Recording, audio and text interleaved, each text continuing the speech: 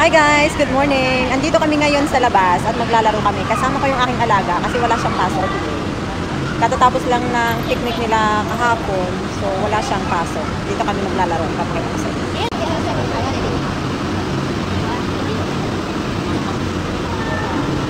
Bouncy Soccer Cup. Dalawa kaming may ticket dyan. Bali 40 minutes kaming maglalaro dito. Ganda, di ba? Nagre-ready na yung mga staff. Sports playground. Ayan yung aking alaga. So, ito yung start. And then, wow.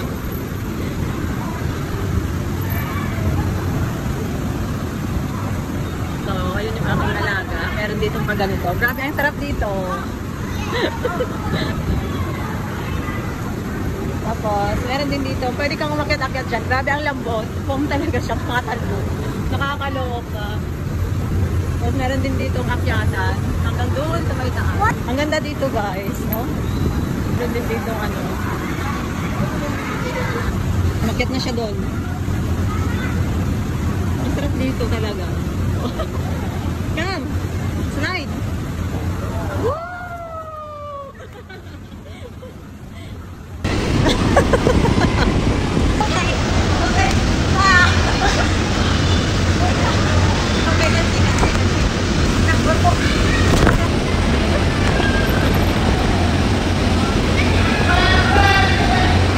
Ang sarap magtatalon.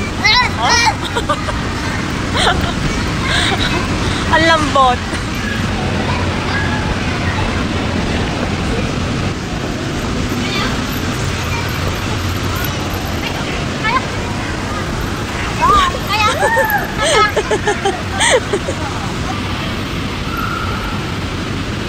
Ako'y natatakot mag-slide. Ang taas.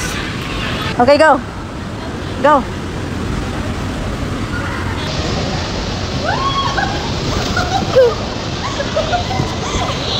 Nakakatakot kasi yung slide. Ang taas.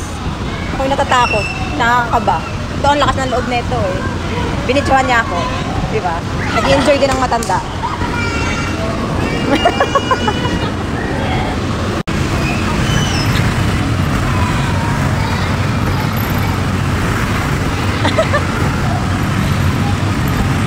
What's the other phone? Here. Where are you? I'm here. Yeah. Bakit na siya?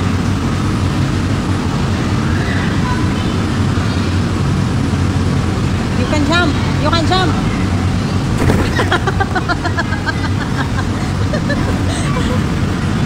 Tumalon nga. Ayo. No, come on. Why?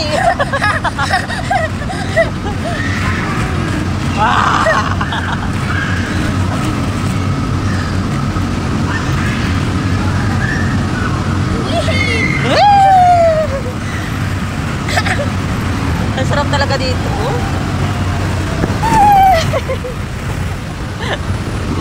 Okay.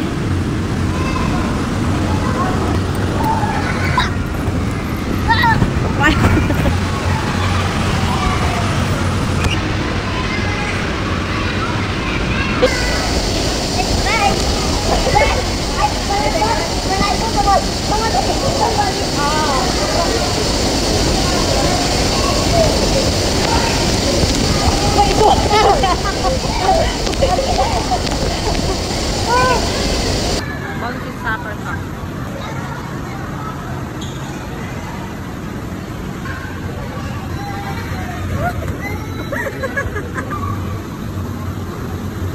Jump!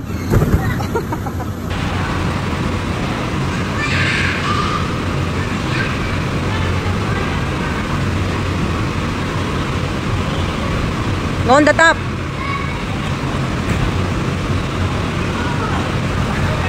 Yay! Good job!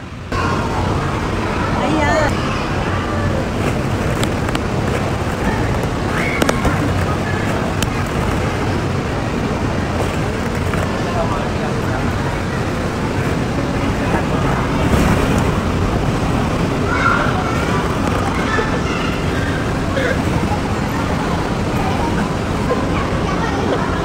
Woo! Pagkatapos naming maglaro, kakain naman kami. Ito kami kakain. Kasi napagod ka katalon doon sa pinaglaruan namin. Waiting ng order namin. Nandito kami sa sushi. Sushi na naman ang kakainin namin. Nakakaloka. Kaya ng pagkain namin, udon. Udon din yung kanya. Tapos,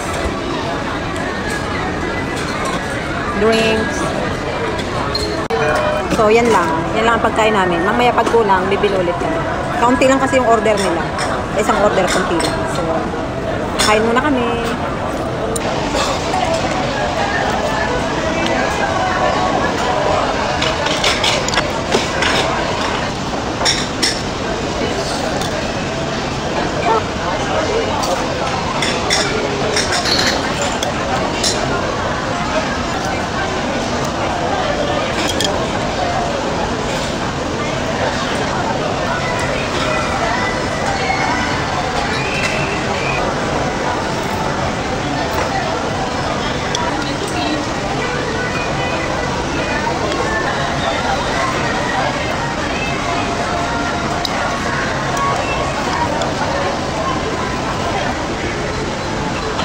Tapos na akong kumain. Yung kasama ko, hindi pa.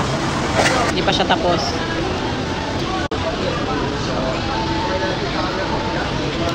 So, nakalabas na kami sa restaurant.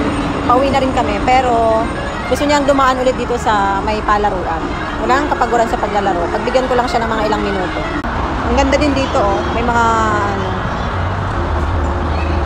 may slide din.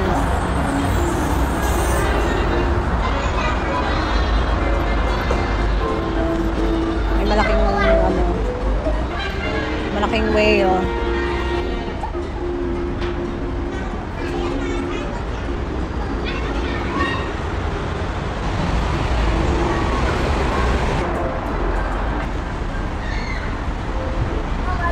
We need to go back home.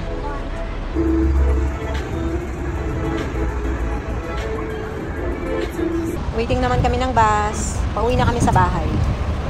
So, ang bus ay 10 minutes pa. Kaya waiting kami dito sa labas. Pag uwi namin sa bahay, tatapusin niya yung kanyang mga homework na pinagagawa ng nanay niya. Bukas may pasok naman na. Meron lang siyang pahinga ngayon kasi katatapos lang ng school picnic nila kahapon. Kaya kailangan nilang magpahinga. Yun lang. Thank you guys for watching. Bye!